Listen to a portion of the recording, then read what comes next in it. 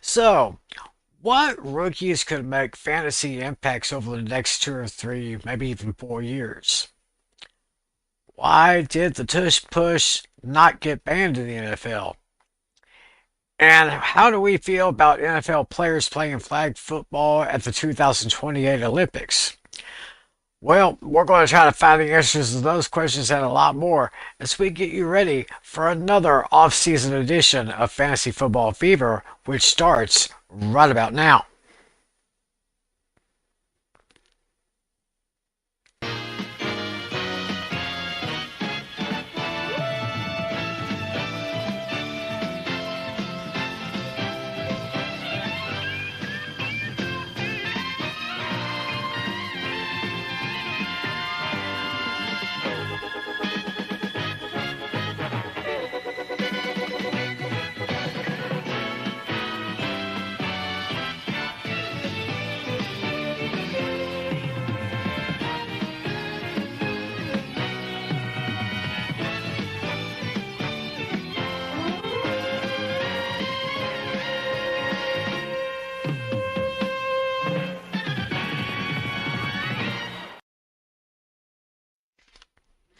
Well, hello everybody, and welcome to another edition of Fantasy Football Fever. It is Friday night, May 23rd, 2025.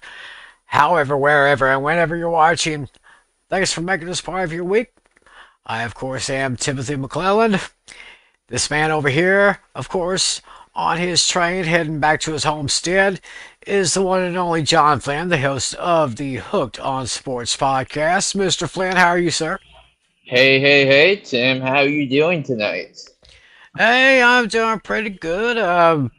It's been, I still can't get over Wednesday. I mean, of course, this is non-NFL or football related. But what about that comeback that the Stars had against the Oilers? It's, That I mean, was I, I, unbelievable. I mean, I thought you were going to talk about what happened between the Knicks and the Pacers and that crazy comeback, which was beyond outrageous. So, No, it but as, absolutely is. and now the Pacers won again tonight, and they're up 2-0, headed back to Indiana to potentially close out the series as early as Tuesday. And not exactly pleased as a Knicks fan how everything transpired so far, but Right, right. Well, anyway, we're here to talk a little bit of fantasy football. We're talking about rookies who could make some really big fantasy impacts. But before we do, I just want to mention Mr. John Natali is not going to be able to be with us tonight, but he will be with us on our next show. So, what we were thinking of, we're about a month or so away removed from the 2025 NFL Draft, and some very good rookies were picked up in this year's draft. So we kind of figured maybe we could make a list of maybe the rookies who could really make some fantasy impacts in the future. So while we go ahead and get started here, let's see here. Wait a minute. Wait a minute. I'm hitting the wrong button here. All I need to. Oh my gosh, what happened? I thought I had those things. I think I hit the wrong button. We're going to try to see if we can get him back. I Sorry, mean, but yeah, but in the meantime, while we're working on that, there are two big hot topics that came down in the NFL this week. So I think before we knock those out, let's focus. We got two big ones to talk about, Tim. oh yeah, the first big. Now both of these actually came from this past week's owners meetings. Um, And after further review, as they say in the NFL, the tush push is staying in effect. It has not been banned. So the final voting was 22 to 10. There had to be at least 24 votes to get it passed so where the tush push would be banned, but it came up a couple of points short. So basically, everyone in Philadelphia is pretty much cheering and ecstatic about this.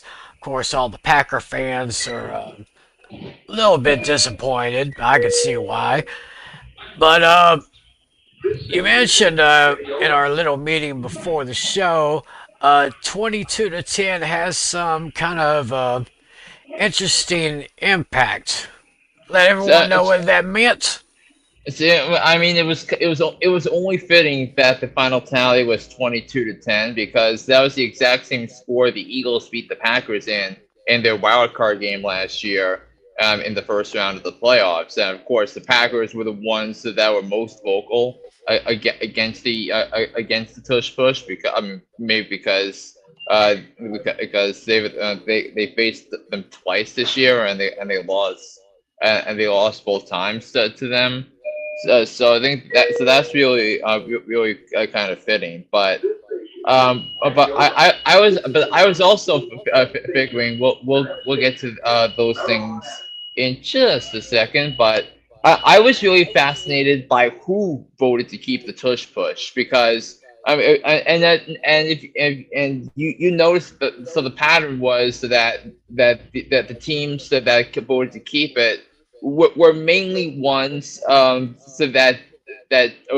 had interests of other teams that are on the Eagles' schedule but are not on theirs.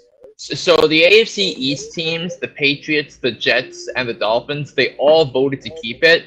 So because the Eagles play the Bills in Week 17, 4:25 Eastern game on Fox. So that was really I understood why those teams voted how they did. Baltimore also voted to keep the Tush Push, partly because they had the league's #1 run defense last year, and Yeah. not only that, but Baltimore and Buffalo might figure to be the two most talented teams in the AFC. And Baltimore plays at Buffalo in Week 1. So the stakes of that game are through the roof in that one, and also because the Ravens ran a play similar to the Tush Push a couple of times last season, with of course the quarterback running back tandem of Lamar Jackson, Derrick Henry to help. Another team that voted to keep it was the Lions. The Lions, the only one of the Eagles' opponents this season to keep it. Um, because I mean for two reasons. One, because Dan Campbell loves the competitiveness, and he thinks he has a group that can do it and stop it. But also because the Eagles and the Lions, their same place, they were both in the finish of the same place in their division. The other two teams that finished in the same place in their division are on the Eagles, are the two extra opponents on the Eagles season, the Buccaneers and the Rams. Hmm. Other teams that voted to keep it, I know the Browns voted to keep it because of Baltimore, and then Jacksonville, New Orleans, for some odd reason, Jacksonville, New Orleans, and Tennessee, and the for some reason opted to keep it, take the Cowboy fan in you away for a second, and think of this as football fans. You like it, or you like to keep it, or you want it banned? Well, I mean, it is an offensive play, and I mean, I don't think there's anything illegal about it. Um, I mean, thank you. That's what I've been thinking. I mean, I'm happy that somebody is I mean I'm happy that more reasons for me. I'm not thinking on planet delusional, but it's just about as legal as the Wildcat, you know. yeah. Yeah, but now we got to think of this, since this is the fantasy football show. We got to think of this and what it means for Jalen Hurts, what it means for Saquon Barkley, So that you really have to think that Jalen Hurts' status as a top five fantasy quarterback, or even top two or three for that matter, because of all the touchdowns he gets for the tush push, is preserved for the moment. Right. Yeah, definitely something to think about right there. So, Yeah, so and for then all you people and, who wanted the tush push out, sorry. oh well. Yeah, and Oh but well. then there was one team though, and this leads into our second topic. Like, so the 49ers locked up two of their stars long term. They agreed to a 5-year, $265 million extension with Brock Purdy, and they agreed on a 3-year, $63 million extension on linebacker Fred Warner. So, I mean, so how do you think that impacts the 49ers outlook this season? Oh, how's it going to? I think it's going to affect him tremendously. I mean, they're keeping Mr. Irrelevant, who has been anything but since he came into the league, and of course Fred Warner, one of their best defensemen that they've had in quite some time. I think the 49ers are going to make it a little bit more competitive this year. Last year they had their injuries, they had their problems, but I think they're going to be all right, and they'll definitely once again contend for the NFC Western Division. Yeah, and I think that you're going into. I mean, they started their OTAs this week, and you have to figure that there's less noise and there's less distractions, and that they can focus on football. And then when if you can get a healthy Christian McCaffrey this season, then Brock Purdy's gonna have a chance be a great quarterback again this season. Oh yeah, definitely. Like I said, it, oh, what happened? Did I lose those pictures again? I'm just having problems here. Uh, well, while I try to get this little show fixed up again, why don't we have a little discussion about the 2028 Olympics, where they're going to bring flag football and they're going to allow NFL players to participate. So, I mean, I'd pay me a little money to see some of that flag football. What's your thoughts on this? I mean, look, I don't think this would have been possible without the NFL's efforts over the last under Commissioner Roger Goodell to expand their marketing and people and extend an outreach to the rest of the world because now you're going to have some teams and countries that, of course, that now understand American football because you have games in London and you have games in Germany, and last year they added Brazil. This year they're adding Ireland and Spain, and it goes on and on. All right, well, that'll be interesting to see right Yeah, there. So, yeah, yeah. So like you're thinking 3 years from now, so you're thinking 2028. Which players do you want to see? Um, it's uh, uh, to see play and represent the U.S. oh boy. Well, there are some very, very, very good players out there right now. Uh, as far as quarterbacks, I'd like to see maybe Lamar Jackson or Josh Allen. Yeah. Uh, running backs, of course, I'd see Saquon Barkley and maybe Christian McCaffrey. Uh, Yeah. Maybe a Passion Gentry turns out to be the player everyone thinks he's going to be. Maybe him. right. Yeah. Yeah, I'd like to see that. Maybe thinking of tight ends, maybe well, the first tight end that comes to my mind is Brock Bowers from the Raiders. Yeah, and I think that's where I come on too. Wide receivers, I'm looking at Jamar Chase and Justin Jefferson. Oh Um, yes.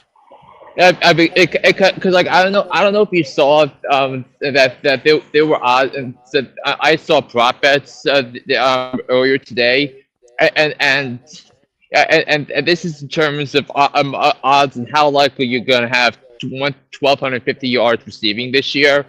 And the two lowest odds belong to Justin Jefferson, who I think was minus 175, and Jamar Chase, who was plus 115. Aha. It's I mean, and you figure they're probably the two maybe the two best receivers in the NFL. You can also argue a healthy CeeDee Lamb, a healthy AJ Brown, potentially as well, and maybe Puka Nakua. So I think that those are the types of players that you'd love to see. Oh yes, definitely. Yeah, and there are also two quickies before we get into our main topic for tonight. So there were two things. One minor rule change.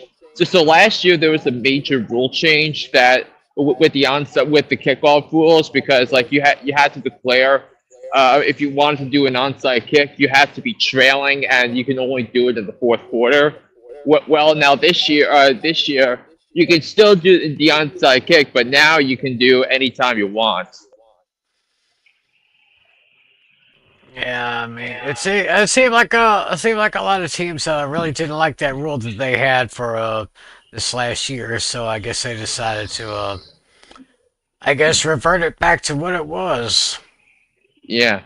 So that was that, and also the NFL is going to be adding a new award, which is the Protector of the Year award. It's an award that goes to the best offensive line person in the National Football League. So I think it's about time that they recognize that.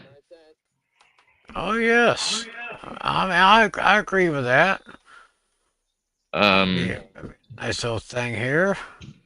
yeah, Yeah, and then actually one final thing. I promise this is the last thing. So there was a proposal out there that was by the Lions to have it instead to have the playoff seeding that have go by the whole conference instead of by division, whereas you might have a 7 and 9 or 8 and 9 team hosting the playoff game, but now the seeding is gonna be based upon the records in the conference. But so a rule to change to make that a new rule that rules was withdrawn. So the same playoff format will exist for this year. Yeah, yeah, because I think it would have been a little bit quite confusing to me if they decided to do this new playoff seeding thing. Because I've just been used to having the top record in the conference getting that bye week, and everyone plays in the Yeah. wild cards. So, Yeah.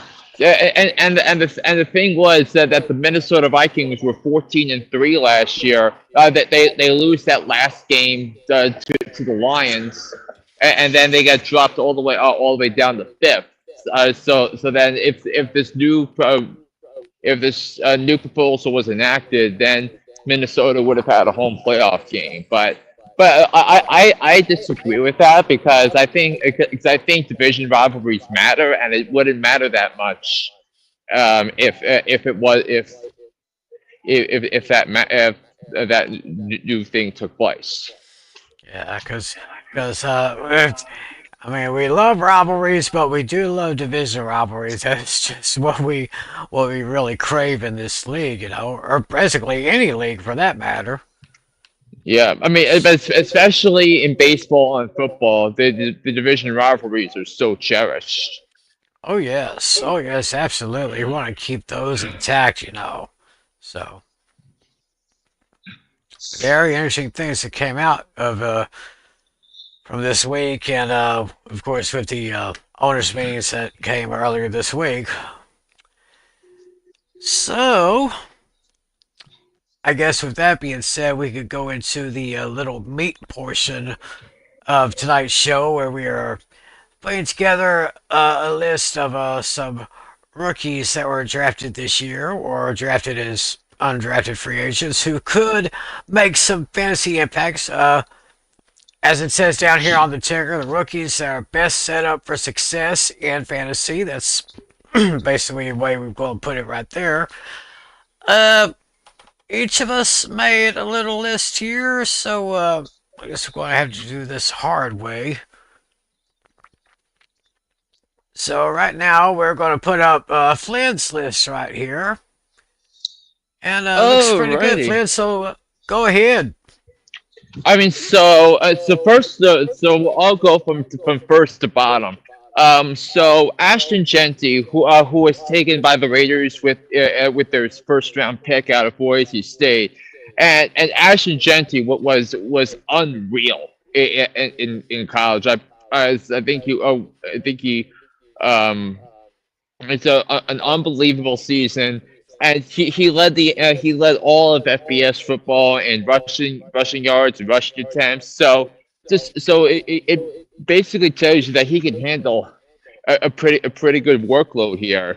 Yeah. So and now the Raiders didn't have like a real starting running back on their roster before they drafted him. I think, unless Mm-hmm. of course you were rooting for Sincere McCormick to be if you have him in your keeper or dynasty leagues, that might not necessarily be a good thing for Sincere McCormick owners anymore.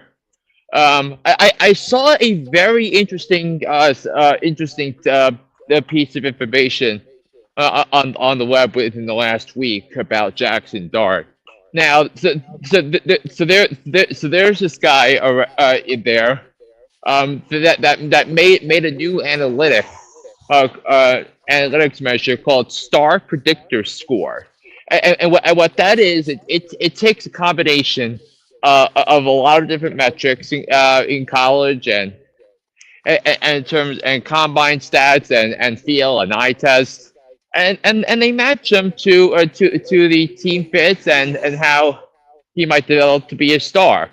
Now, this chart, the star predictor score, has measured everybody going back to back 20 years, Wow. and and and Jackson Dart is the first quarterback in that metrics history to score a perfect 100 score, which is unfathomable to me.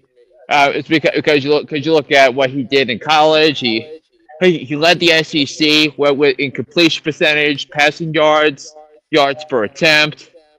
He led all of the FBS with a 180.7 pass rating. They do pass rating a little differently in college.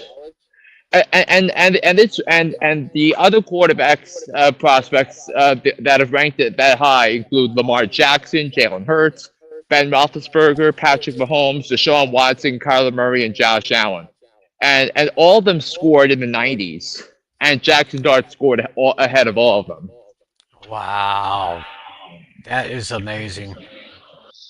Yeah. So it's gonna be. And remember, you got Dable, who is a brilliant offensive mind. He, of course, got through Josh Allen during the days of struggle his first two seasons in Buffalo, and now assuming that they'll be able to keep their jobs, and I think the Giants are gonna have to win some games for them to keep their jobs, and I think they will. Yeah. And now when you have Jackson Dart, and of course the teams will probably get better because when you have a quarterback on a rookie contract, so that means your cap situation is a lot less daunting than it is. So that's that. Trey Harris for the Chargers. He is he went in round two, and I think Trey Harris has showed a lot of traits. Looking on film, that he can be a really strong receiver in this league. Now, not to start, he'll be the number two receiver for the Chargers behind. behind Lad McConkey. So, but Trey Harris scored a lot better in that metric than Lad McConkey did. So the star predictor score Oh. going into the draft. So that's that. And now this one's really a sleeper, but if you watch the tape and if you saw a little bit of what he did in rookie minicamp, I think you got to be impressed with what Harold Fannin Jr. did, the third round pick for the Cleveland Browns. Now, Fannin Jr. is going to be the backup tight end to David Njoku, and you never really think about David Njoku in terms of talent, in terms of wow, but the production matters. And Hmm. David Njoku has been a really productive tight end throughout his NFL career. And that's exactly what Harold Fannin Jr. was at Bowling Green. So I mean, he averaged 120 yards receiving per game for a tight end, which led all of FBS, and he has also led FBS tight ends in receptions and receiving yards. So so I think if he gets a chance to start, and I definitely could see him starting when David Njoku goes down to injury, that he could put up some numbers relatively quickly. You know, he Even could he could go up there with he could go up there with the likes of guys like Travis Kelsey and Brock Bowers and some of those guys. and I mean this was actually a pretty solid tight end class. If you really think about it, with Colston Loveland, Tyler Warren, and Mason Taylor, this might be the one that we're not talking about. And as much and as critical as we've been about the Browns off season, this the Fannin Jr.'s development could be a bright spot on this team this year. So Harold Fannin Jr. And now the last one is Amari Hampton for the Chargers. He went with the 22nd pick in the draft. So you might not see it this year because I think the Chargers have a tough schedule in terms of facing run defenses, and the Chargers also have a year of Najee Harris. But he is big, strong, and he can really impact games with his pure physicality.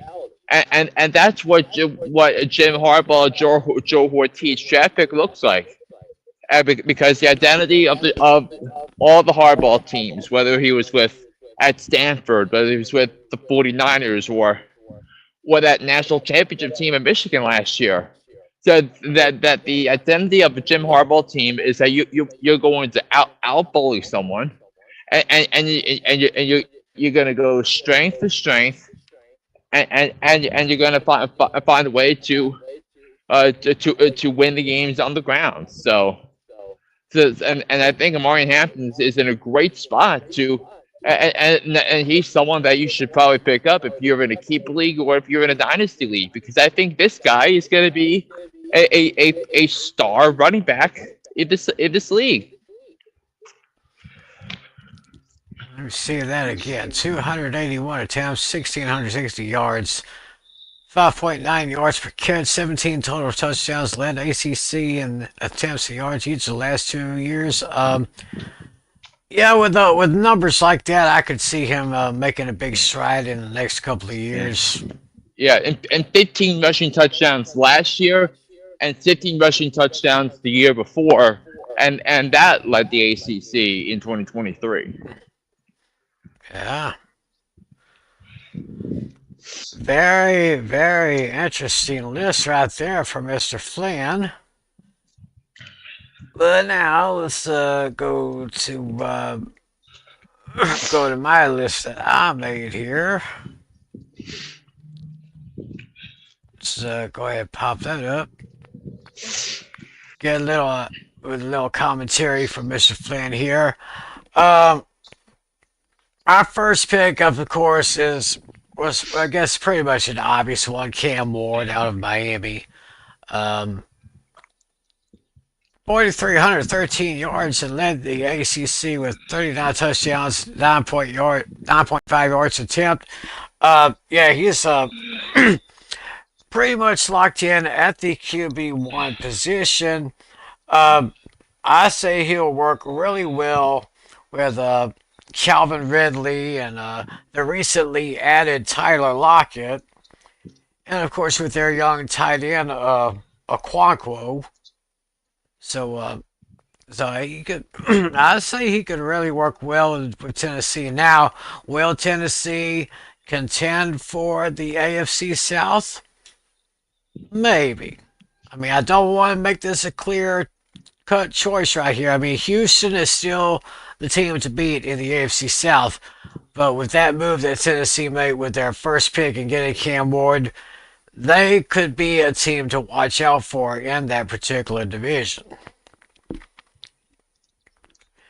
Um, I agree with you with Ashton Jeanty, and I agree with everything you said right there. I mean, the Raiders have been looking for a solid running back, and I think they got one right there. So, he is so they definitely need a running game. I think they could have one right now if he can stay healthy. And if he gets the reps, they could really work him into that system. I'm be interested to see how he does in Pete Carroll's system over in Las Vegas there. And also, you know how I mentioned the star predictor score earlier? Right. So only two players scored 100 this year. Jackson Dart was one, Ashton Genty was the other. Very nice. Very nice. Um, I really like Travis Hunter with the Jaguars. He was a second pick in the draft out of the University of Colorado. He led the Big 12 with 96 receptions, 15 touchdowns, and a total of 1,258 yards. He could be a big play guy for Trevor Lawrence, and he could make a nice tandem and kind of take a little bit of a load off of Brian Thomas Jr. at the wideout position. So I guess they could definitely work him in quite well. I've got Tyler Warren on my list here, 14th pick out of Penn State. Uh, Here in recent years, I think the Colts have had some uh, haven't been too steady at the tight end position over in Indianapolis, but I think they just might have the one tight end they've been looking for right here. So the team's shuffle for a tight end could be over pretty soon. I can see him being a star player for that number of time. Yeah, and you have two quarterbacks on that team, and that both of them rely heavily on tight ends to be productive. So whether it's Anthony Richardson or Daniel Jones, I think Tyler Warren's in a good spot. Agreed, agreed. I say that. And then my dark horse is Jalen Milroe for the Seattle Seahawks coming out of Alabama. Pretty good numbers he put up last year at 2,844 passing yards with 16 touchdowns, 11 interceptions, 726 yards rushing with 20 touchdowns, and 4.3 yards per carry. Um, I don't really expect him to be plugged in immediately this year, but Um, I'd say give him a couple of years and let's see here. I think he could work quite well in that system. I think the fact that he scored 20 touchdowns this year, it tells you so that he's going to be he's going to be a threat in the red zone. Oh, and and yeah. and that and then in goal line situations, you're going to look at him to maybe take touches away from of Zach Charbonnet and Kenneth Walker III in Seattle. So so it's going to be really interesting to see how he incorporates into the offense. But if they develop him the way I think he's going to be developed, I think he's going to be a very dynamic playmaker in this league. He could be. He could be quite well. He could be a dual threat, kind of like what Josh Allen is with the Bills. and like Jalen Hurts with the Eagles. I'd say about a couple of years from now, who knows? Maybe he'll be another big time player for them. So Yeah, that was some very interesting lists we had right there. Uh, yeah, yes, we did. yeah, basically kind of a short show this week, but before we go, yes, there is no shame with PR. I see no shame with PR. Listen to Hooked on Sports. Uh, NBA conference finals going on, NHL conference finals going on. Uh, Flynn, those Knicks have got to do something to bounce back. You know. I don't think Knicks are winning 2 games in Indiana. I don't see it. I think they're cooked. Ooh, that does not sound good. But in the NHL, what about my Stars? What Yeah, about those Stars? What a comeback against Edmonton. And they got the driver's seat. I think game two is, I want to say it's tomorrow night. no, Is it going on right game. now? Yeah, game two, I believe, is going on right now. Going on right now at the ACC, or the AAC, American Airlines Center. I totally forgot all about tonight's game too. Yeah, I see. But Florida completely outplayed Tampa the last couple. Outplayed Florida. Florida completely outplayed Carolina the last couple of games. So they won 5-0 last night. Wow, unbelievable. Well, y'all be sure to check out your podcasting platforms and look up Hooked on Sports. You will hear Mr. John Flynn with his take on everything in the sports world. Y'all be sure for Yeah. that. Um, Before we go, sad news from the world of the NFL, as some of you may know by now. The legendary owner of the Indianapolis Colts, Jim Irsay, passed away earlier this week. And he just took a team that had been legendary in Baltimore, and all of a sudden, back in '81, just packed up everything and went to Indianapolis and just made that place a football town. Uh, Started off shaky a little bit for a few seasons, but then in 1998, they drafted a great quarterback out of the University of Tennessee by the name of Peyton Manning, and I guess you could say the rest was history. Mm-hmm. So, so Jim Irsay, a great mind, helped put that franchise together. But of course, Baltimore wasn't too sad for a lot of years because they would eventually get their own team now. But to Jim Irsay, we say rest in peace and thank you for your great service to the NFL. Yes, sir. We will reconvene 2 weeks from now. We will meet on June 6th, 2025, and on that show, we will begin our annual 4 week series on divisional previews. That's right.